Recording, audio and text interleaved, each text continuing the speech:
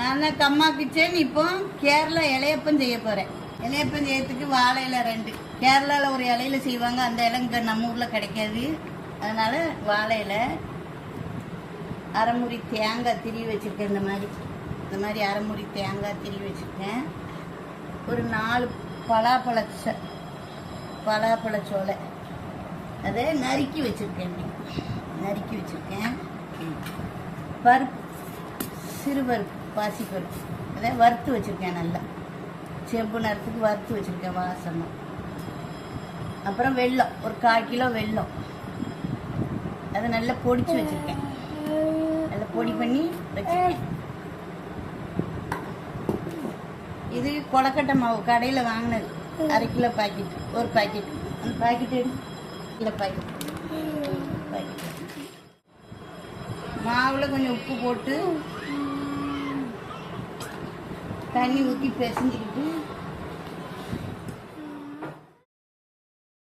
மாவு இந்த பதத்துக்கு பிசைஞ்சிக்கிறணும். இந்த பதத்துக்கு நல்ல கொலக்கட்டை, இப்படி கொலக்கட்டை பிடிக்கிற பசம்.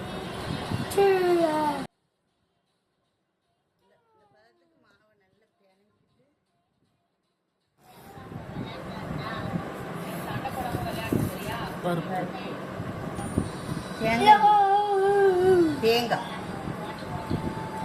துருவிய தேங்காய், அப்புறம் வெல்லம்,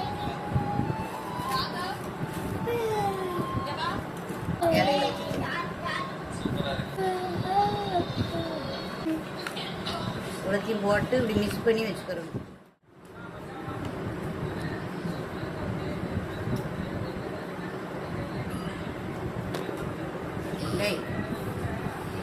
போடுறேன்.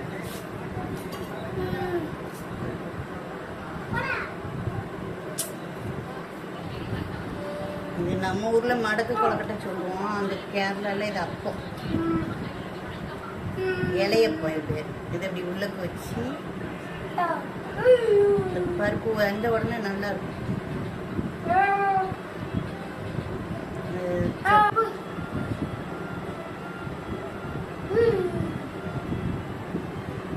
இப்படி ஒரு நூல் வச்சு கெட்டிடும்.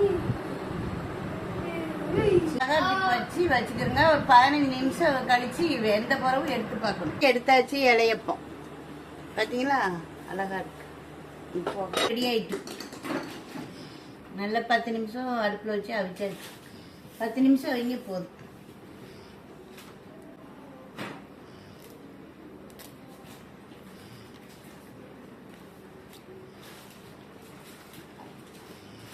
இலையப்பம்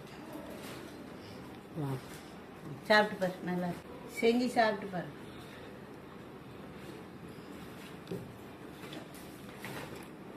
பிடிச்சிருந்தா லைக் பண்ணுங்க, ஷேர் பண்ணுங்க, சப்ஸ்கிரைப் பண்ணிடுங்க.